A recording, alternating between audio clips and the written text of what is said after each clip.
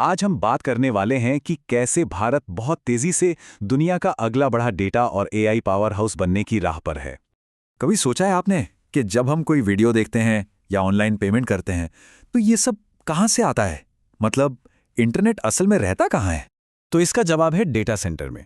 इसे आप इंटरनेट का एक बहुत बड़ा एक तरह से डिजिटल गोदाम समझ सकते हैं। यहीं पर हजारों सर्वर में हमारा सारा डेटा, वीडियो, ईमेल सब कुछ स्टोर होता है। आज के इस विश्लेषण में हम इन्हीं सब पहलुओं पर बात करेंगे। शुरुआत करेंगे डिजिटल नींव से, फिर देखेंगे भारत में डेटा का ये जबरदस्त बूम ये एआई को कैसे आगे बढ़ा रहा है, और हाँ, इससे जुड़ी बिजली की चुनौतियों और उसके सस्टेनेबल समाधानों को भी समझेंगे। तो चलिए सबसे पहले ये समझते हैं कि आखिर ये डेटा सेंटर हैं क्या और ये हमारी डिजिटल जिंदगी के लिए इतने ज़रूरी क्यों हैं।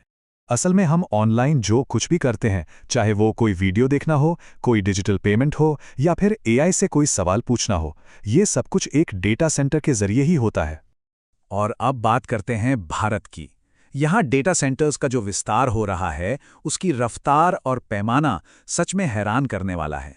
जरा इन आंकड़ों पर नजर डालिए। 2020 में भारत के डेटा सेंटर कैपेसिटी थी 375 मेगावाट और अनुमान है कि 2025 तक ये 1500 मेगावाट तक पहुंच जाएगी। मतलब सिर्फ 5 साल में सीधे सीधे 4 गुना की छलांग। इससे पता चलता है कि भारत के डिजिटल इरादे कितने बड़े हैं। लेकिन रुकिए, ये सब सिर्फ डेटा स्टोर करने के लिए नहीं हो रहा है। इसका एक बहुत बड़ा मकसद है, एआई इनोवेशन की अगली लहर को ताकत देना।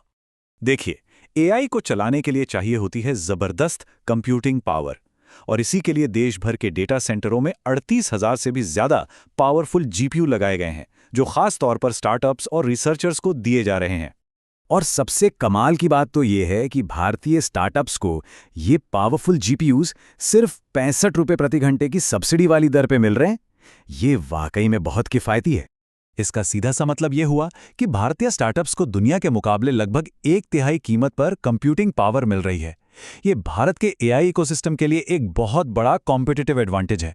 लेकिन जैसा कि हर बड़ी कहानी में होता है, यहां भी एक मोड़ है।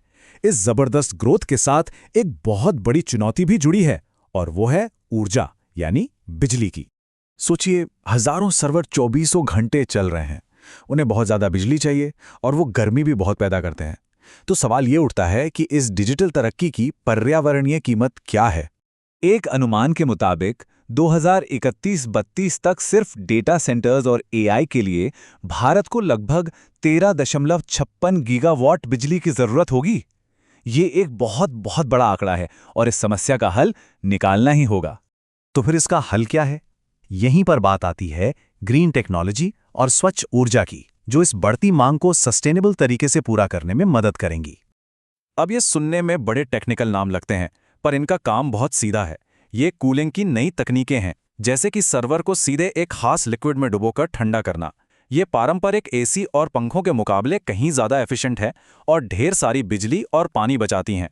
और भविष्य को देखते हुए एक लंबी अवधि की योजना भी है। सरकार ने हाल ही में शांति एक्ट पास किया है। इसका मकसद है छोटे छोटे मॉड्यूलर न्यूक्लियर रिएक्टर बनाना, ताकि डेटा सेंटरों को लगातार साफ सुथरी बिजली मिलती रहे। तो कुल मिला के बात यह है कि टेक्नोलॉजी में तरक्की और पर्यावरण के प्रति जिम्मेदारी, इन दोनों के बीच एक संतुलन बनाना ही होगा, और यही कॉम्बिनेशन डिजिटल इंडिया का भविष्य तय करेगा।